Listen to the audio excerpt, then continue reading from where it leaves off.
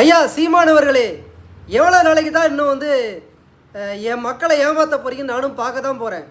குறுக்க விஜயகாந்த் வந்தார், நான் ஆட்சியை பிடிக்க முடியல. ஐயா கமலஹாசன் வந்தார், என் ஆட்சி பறி போயிடுச்சு.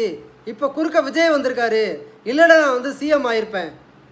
என்ன அவங்கவுங்க குறுக்க வந்தால் நீங்கள் சிஎம் ஆக முடியலன்னா உங்கள் தரம் அவ்வளோதான் அப்படின்னு நீங்கள் நினச்சிக்கோங்க. மக்கள்கிட்ட திரள் நிதி வாங்குறத தயவு செய்து நிறுத்தியா. ஒவ்வொருத்தனும் கஷ்டப்பட்டு உழைச்சி சம்பாரித்து திரள் நிதிங்கிற பேரில் உன் கட்சி நடத்துகிறானுங்க பாரு.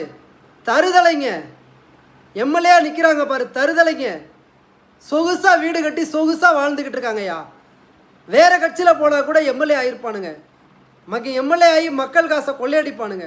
இங்கே என்னடா அப்படின்னா கஷ்டப்படுறவங்க காசை அடிச்சுக்கிட்டு இருக்கீங்க. நீங்களும் நல்லாவே இருக்க மாட்டீங்கய்யா.